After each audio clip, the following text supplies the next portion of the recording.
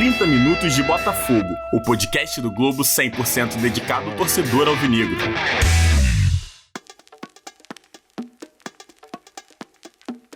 Quem é Calu, Maiquinho? Pelo amor de Deus, tu não vê futebol internacional, não é possível, irmão.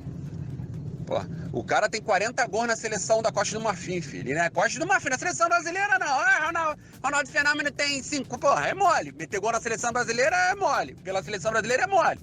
Quero ver meter gol na Costa do Marfim.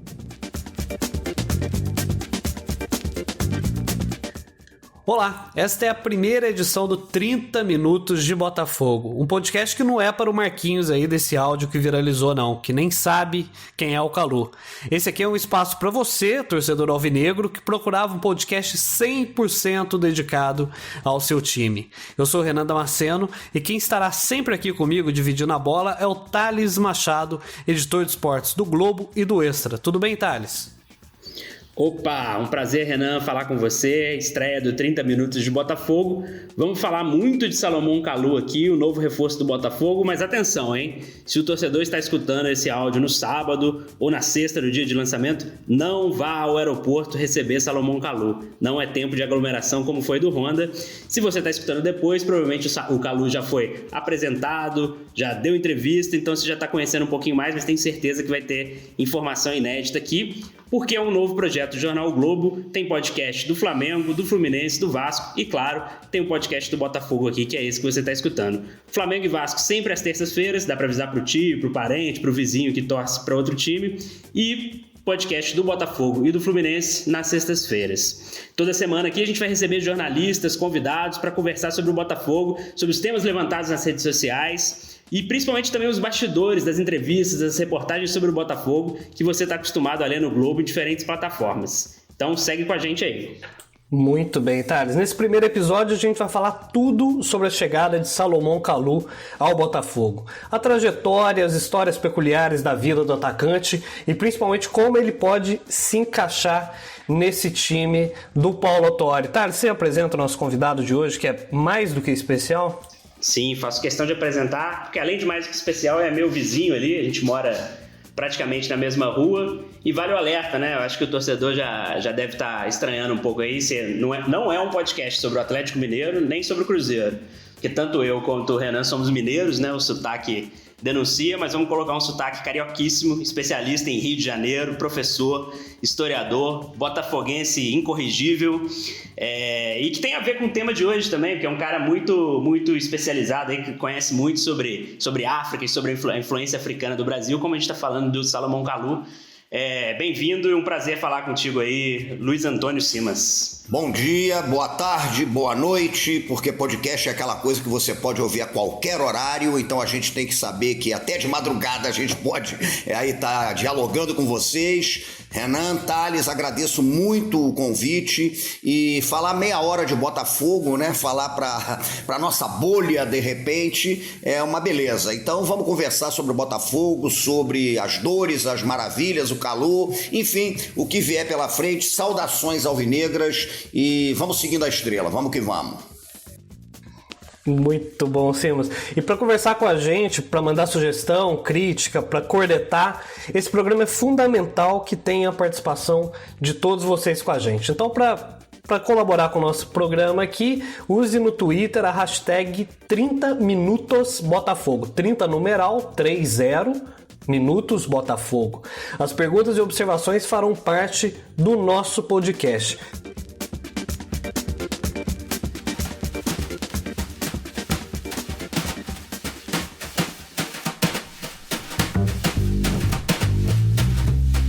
E o Simas, agora chega um jogador da Costa do Marfim, já chegou outro jogador japonês, também com histórico de Copa do Mundo, que é o Honda. Isso tudo no momento financeiro complicado do Botafogo. O Botafogo é um clube diferente, né? Bom, o Botafogo é um clube diferente. O Botafogo é curioso isso, porque o Botafogo é um clube, inclusive, que tem uma tradição de ter jogadores estrangeiros né? O Botafogo tem, por exemplo, um patesco de 1934 que nasce no Brasil, né, em Curitiba, mas é filho de poloneses, então as pessoas diziam que era o polonês do Botafogo. Botafogo já teve zagueiro chamado Grambel, né? Botafogo tem um zagueiro de 1938 que era o Grambel que era uruguaio, né? Então o Botafogo teve o Vlad, que é iugoslavo. Vocês lembram do Vlad? O Vlad, Botafogo, em 2001, o Botafogo resolveu trazer o Vlad, um iugoslavo, cara técnico e tal, imagina, né? Mas tem essa questão interessante do Botafogo trazer um asiático e um africano, né? Porque o futebol brasileiro teve muita presença de estrangeiros, evidente, mas sobretudo da América do Sul, né? Então, quando a gente traz o asiático, né, que é o caso do Honda, não é o primeiro, o asiático, você teve o Cazu, jogou muito tempo, mas o Honda tá aí. E quando você tem o Kalu, né, que vem da Costa do Marfim, que é um cara que jogou 2 Copas do Mundo, que é um cara campeão africano, né? Ele é campeão africano de seleções de nações em 2015. Isso é bem interessante, porque esse fluxo África-Brasil, que é o fluxo cultural talvez mais intenso da nossa história, ainda não tinha aparecido com mais frequência no futebol, né? E aliás, falta muito ainda para aparecer com mais frequência. Você tem outro jogador, o Joel Camaronês, que veio para cá e tal, mas esse fluxo, né? Pensar esse fluxo África-Brasil, que é, repito, para mim, o mais instigante, poderoso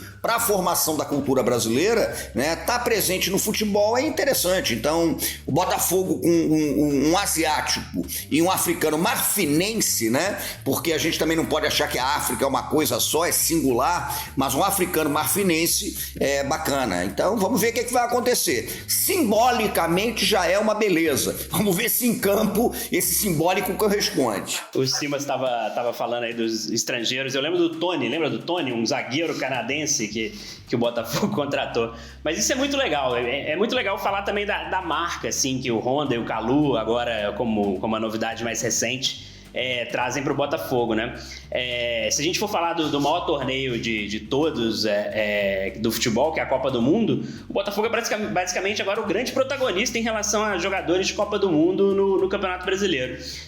Tem uma lista muito, muito pequena de jogadores que jogaram mais de uma Copa do Mundo no Brasileirão. Ela só tem, na verdade, 5 jogadores e 2 deles são do Botafogo, o Honda e o Kalu. Os outros é o Fred, que está no Fluminense, o Daniel Alves do São Paulo e o Ramires, que está no Palmeiras. E no Brasil, jogando no Brasileirão também, só 4 jogadores marcaram gols em Copa do Mundo, né? E o Botafogo lidera essa artilharia. E o Honda marcou 4 gols, o Kalu marcou 1, e o Fred marcou 2 e o Guerreiro do Internacional marcou 1. Então o Botafogo tá mais do que Internacional esse ano.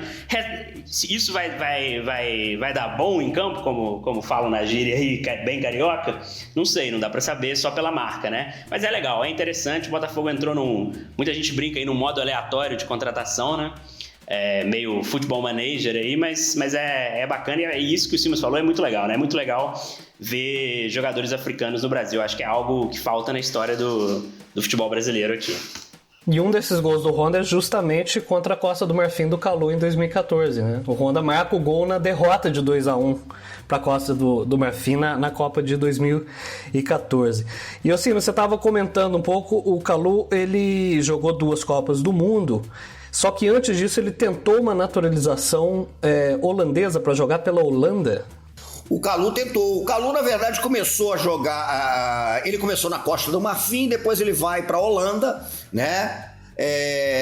E na Holanda ele começa a se destacar muito. E o que acontece? O Van Basten, que era o técnico da seleção holandesa em 2006, ele queria levar o Kalu, né? Porque o Kalu já estava há 4 anos na Holanda, vinha se destacando de uma forma intensa. Eu lembro que o Cruyff deu as declarações, né? O Cruyff, né? Porque meu amigo Lúcio de Castro sempre diz assim, é Cruyff, não é Cruyff, Cruyff. O Cruyff falou, né, do Kalu como o melhor atacante naquele momento para servir a seleção holandesa. Então ele fez a opção por tentar jogar a Copa de 2006 pela Holanda. Mas acontece que pela lei holandesa na época você tinha que ter 5 anos de residência na Holanda para você obter a cidadania, e ele só tinha 4. E aí o que acontece? Como ele só tinha 4, ele não obtém essa cidadania, não joga. O irmão dele jogou pela seleção da Costa do Marfim. E o plano dele, ele declara isso, era no 5º ano obter a cidadania, a naturalização. Só que aí ele recebe o convite para ir para o Chelsea, para ir jogar no futebol inglês. Então ele fica naquela dúvida, fico mais um ano, viro holandês e perco a oportunidade de jogar na Premier League ou vou para lá, né? Então ele acaba optando pela ida para a Inglaterra, mas a Copa de 2006 estava tudo praticamente certo para que ele jogasse pela seleção da Holanda, mas naquele contexto o governo holandês ele estava com uma política mais restritiva de concessão de cidadania, então ele não joga a Copa de 2006, o irmão joga pela Costa do Marfim, ele vai no ano seguinte para a Inglaterra. E essa Costa do Marfim tinha um personagem muito forte que era o Didier Drogba, né? Mas eram outros jogadores ali, como o próprio Yaya Touré, que quase veio pro Botafogo, é o jogador que mais quase veio para clube carioca que a gente conhece, né? Quase veio pro Botafogo. Sim, mas pensando assim, e justamente falando do Touré e dessa coisa da Costa do Marfim, o Kalu é um reforço pro Botafogo melhor do que seria o Yaya Touré? Olha, eu acho que o Kalu pode ser um reforço melhor. Teoricamente eu acho até que é, sabia? Eu acho até que é, porque o Kalu é um homem de frente, né? O Kalu é um jogador mais agudo. Eu acho que o Botafogo, de certa maneira, precisa desse tipo de coisa. E eu acho que o Kalu ainda tem mais gás do que o Yaya. Eu acho que o Kalu tem mais gás.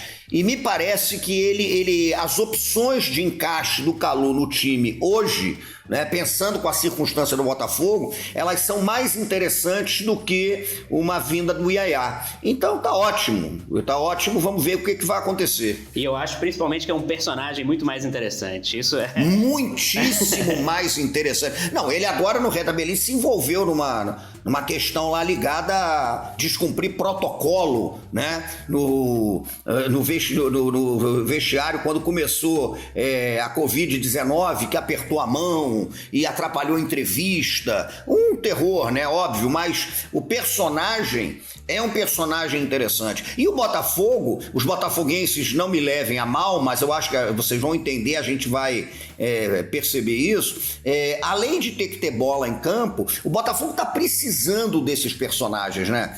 O Botafogo tá precisando disso, o Botafogo tá precisando. Essa coisa do carisma que tinha o Louco Abreu. O Louco Abreu não foi só bola, a gente sabe disso, né?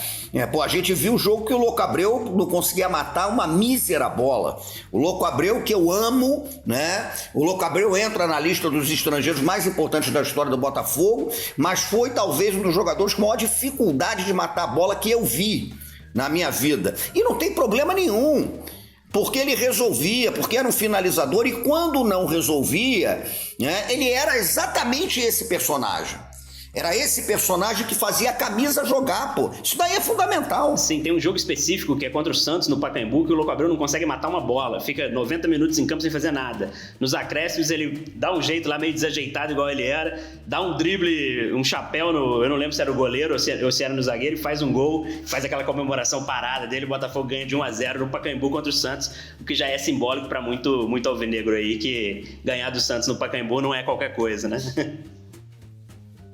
E é um cara que segurava a bronca nas entrevistas, né? Assim, se o time saía mal, falava. Então é aquele cara que, de certa forma, neutraliza o restante do grupo também, né? Ele centraliza ali nele as discussões e, com isso, acaba diminuindo ali a pressão no restante do grupo, né? E, ô Thales, até para falar um pouco mais dessa riqueza da história do Kalu, você fez uma entrevista especial também para esse primeiro podcast, que conta também outro lado bem interessante do Kalu, né? Isso, Renan, eu gravei uma entrevista com um cara muito bacana, que é o Marcos Carvalho. O Marcos, ele, junto com outras pessoas, é uma garotada que entende muito de bola aí, eles têm um projeto que chama Ponta de Lança, que é um podcast, um site, enfim, vários tipos de conteúdo exclusivamente sobre futebol africano. Eles gostam muito, entendem do assunto, é um assunto que a gente não está muito acostumado aqui no Brasil, né? E fazem um trabalho especializado muito, muito legal. E ele escreveu um texto, gravou um podcast também sobre o Salomão Kalu, e com aspectos interessantes, aspectos que muitas vezes a mídia tradicional ali não consegue abordar. A gente ficou muito nisso que o Simas falou sobre esse vacilo em relação à pandemia do Kalu, mas ele conta um pouquinho pra gente, a gente vai botar no ar aí, sobre um aspecto social do Kalu. Ele tem uma fundação e combate com muito afinco o racismo. Então, vamos ouvir um pouquinho do Marcos aí.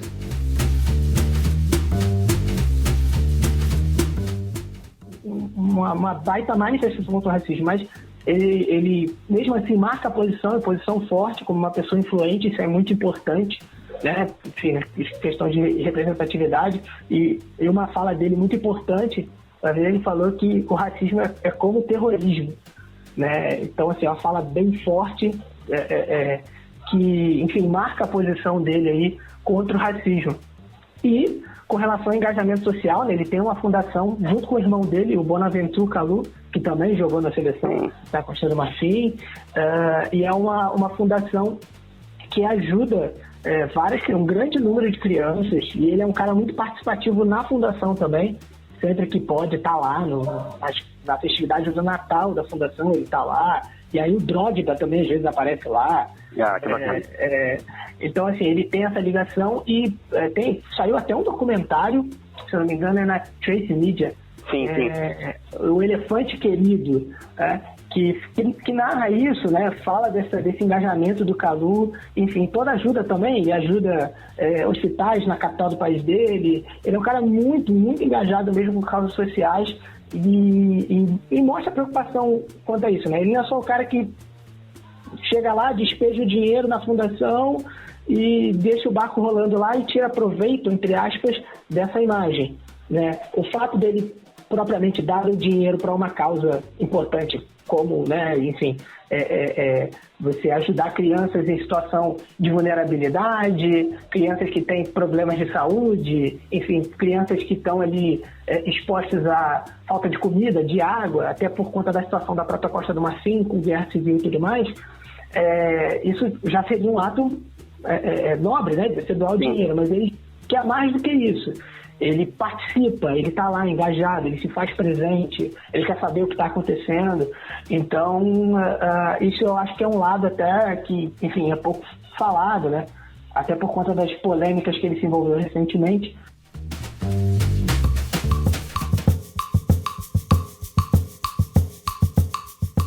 Bom, ouvimos aí o Marcos, e o Marcos tem uma história muito legal, uma história interessante. Além de especialista em futebol africano, botafoguense, porque ele é muito botafoguense, então, para alguém que sabe tanto sobre o futebol da África, ver o Kalu no time dele vai ser realmente especial. O Marcos, ele é professor de inglês. E ele é professor de inglês de um jogador do Botafogo.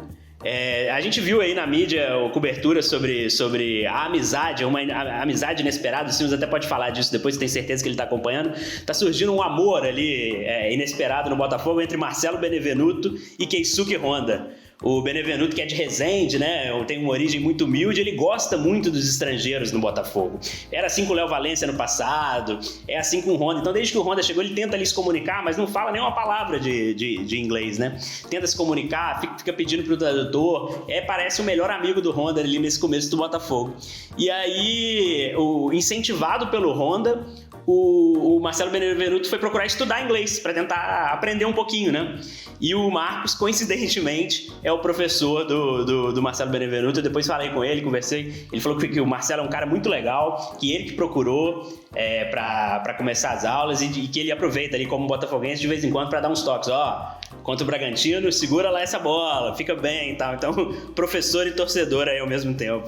Histórias do Botafogo, né? Ô, Simas, eu queria que você comentasse um pouco mais da vinda da questão do Kalu pro Brasil, porque isso fortalece ainda mais as raízes africanas do futebol brasileiro, né? A gente nunca teve um jogador dessa grandeza, com esse histórico, vindo pro Brasil, um país que se farta, né, de jogadores de origem africana, né?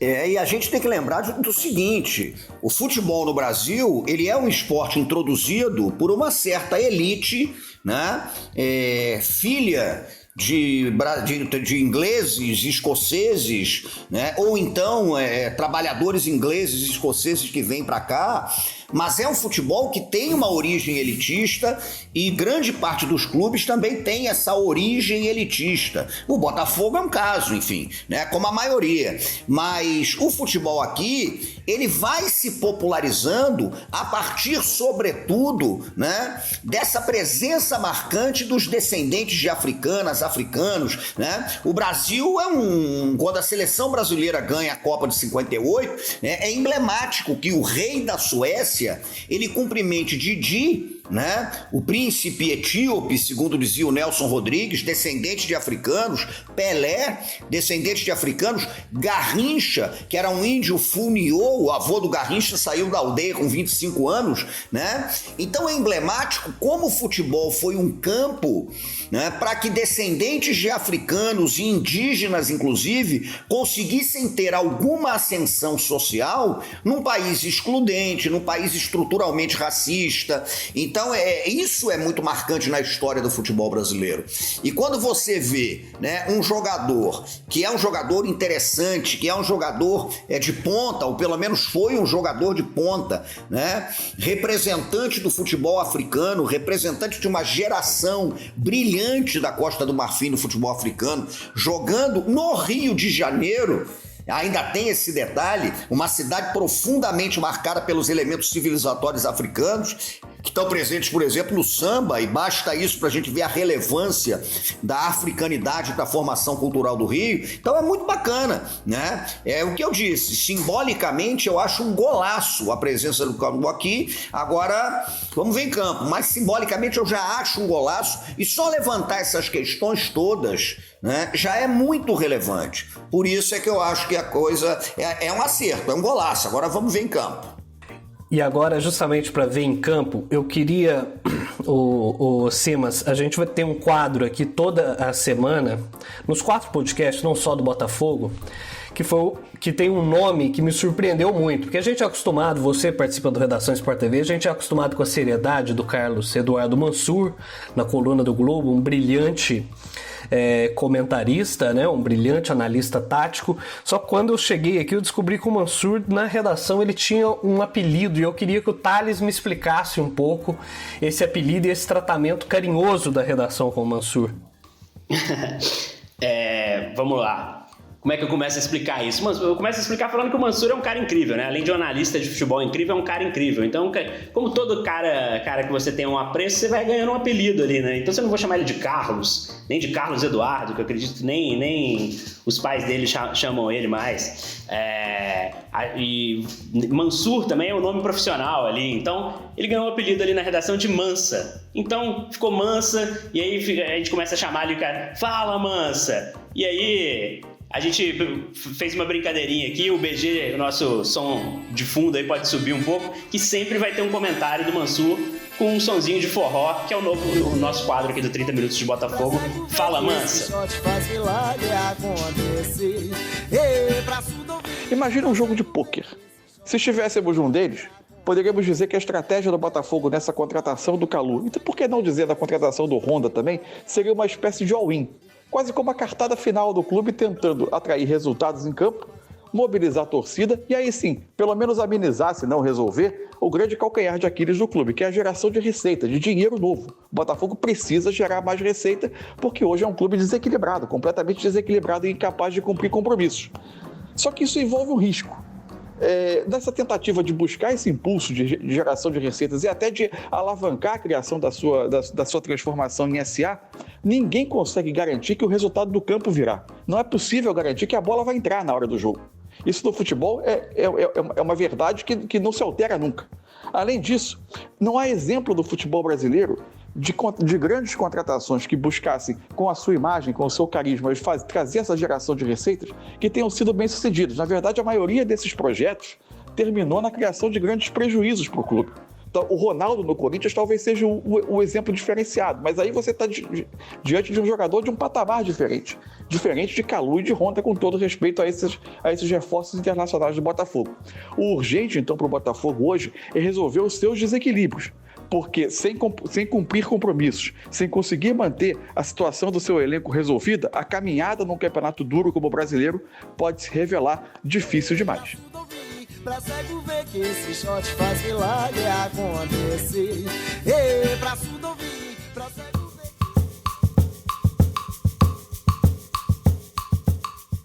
Thales, o Botafogo empatou na estreia contra o Bragantino, Pedro Raul fora, Babigol mostrando aí todo o seu faro de gol, como já mostrava no Macaé, Luiz Henrique indo bem.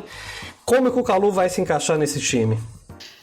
Ontem o Botafogo é mesmo muito sui generis, assim, né? Eu comentei que o jogo do Botafogo, a estreia do Botafogo contra o Bragantino, o Botafogo conseguiu empatar um jogo que talvez merecesse até perder. O Bragantino foi bem superior, justamente com a força daquilo que é mais fraco, que é o elenco, né?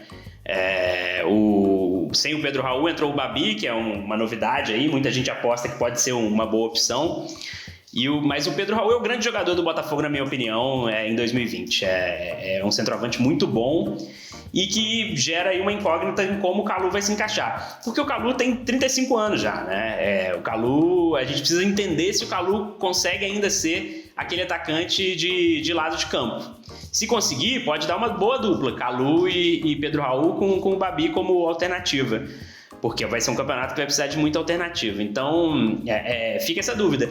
E a dúvida em relação à idade pesa também porque o Honda, e a ideia do Botafogo é que Kalu e Honda funcionem como experiência para um time muito jovem, que o time do Botafogo é jovem, pode pesar em campo, né? Eu acho que na estreia contra o Bragantino, o Honda foi muito mal.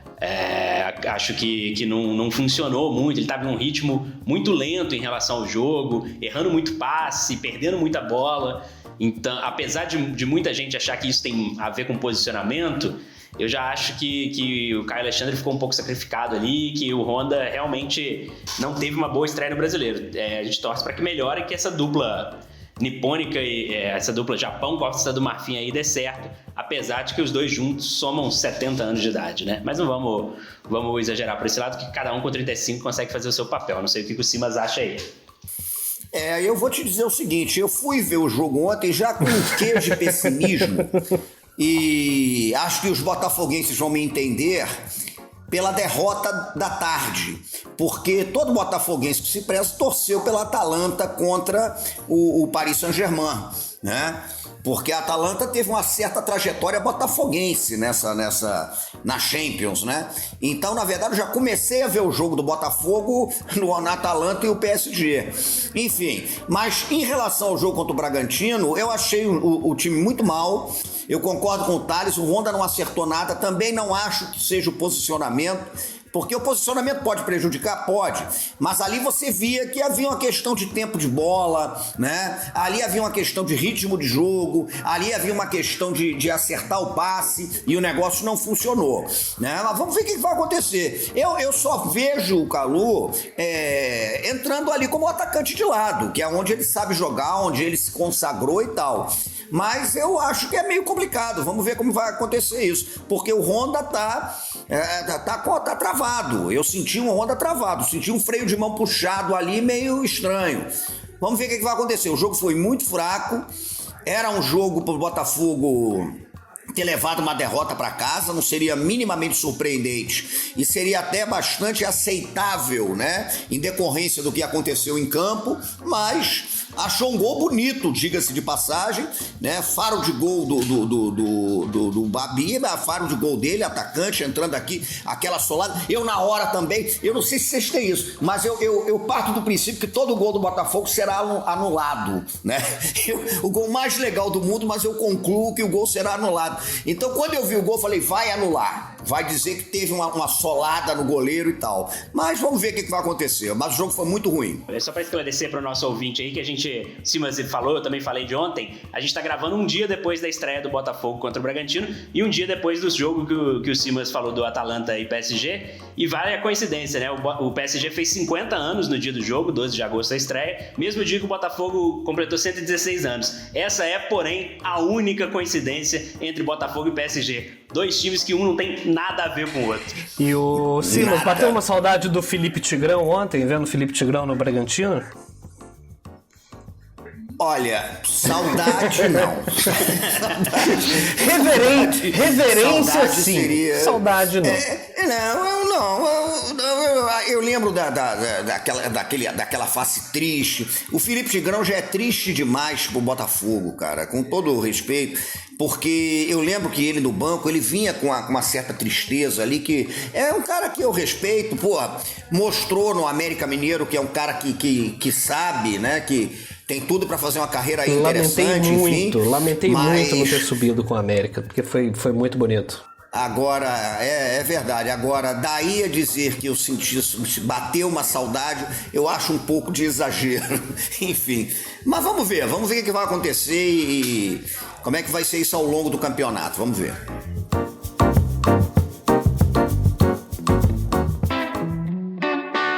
Gente, vamos aqui para os nossos acréscimos. Estamos chegando aqui aos 30 minutos já do nosso podcast. Passou mais rápido do que a gente imaginava a conversa aqui. Enfim, palpites para as próximas rodadas do Botafogo. Simas, Fortaleza fora e depois esse Atlético Mineiro avassalador em casa. Quantos pontos que o Botafogo consegue fazer nesses 2 jogos? Olha, eu vou ser entre o realista e o otimista. 4 pontinhos. Eu acho que dá para conseguir alguma coisa boa lá em Fortaleza, até porque não ter torcida muda muito a dinâmica do jogo em casa, jogo fora. E tem a mística do Atlético Mineiro, né? O Atlético Mineiro é um clube que eu amo. E eu amo exatamente porque sou o Botafogo.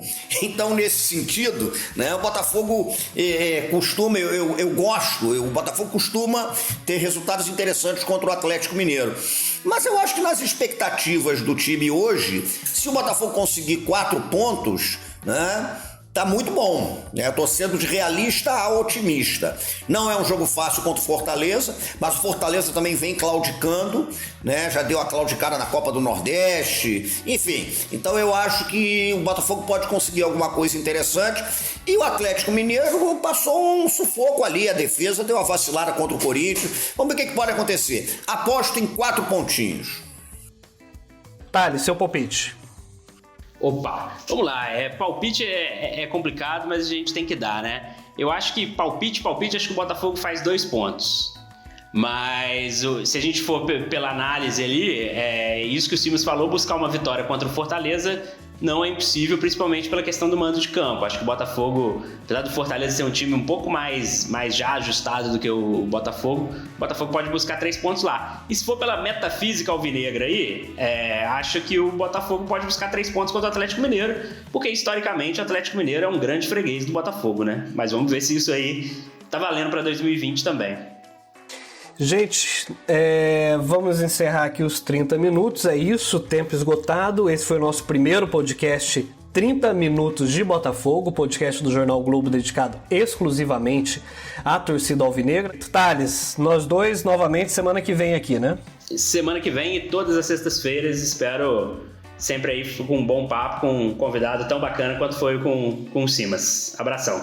Ótimo, gente. Nessa conversa a gente conta sempre com convidados e a equipe de esportes do Jornal Globo, as mesmas pessoas que levam a vocês informações e análises de qualidade todos os dias. Lembrando, nos envie perguntas e sugestões com a hashtag 30 Minutos Botafogo, hashtag 30numeral_Minutos Botafogo. Você também pode nos encontrar pelas redes sociais, @oglobo_esportes, no plural, e pelos nossos perfis pessoais, @Thales C. Machado, Thales com THC Machado, e do nosso convidado de hoje, Luiz Antônio Simas, @Simas_Luiz com Z.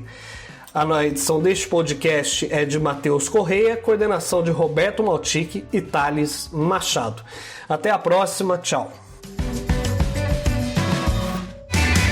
30 minutos de Botafogo, o podcast do Globo 100% dedicado ao torcedor alvinegro.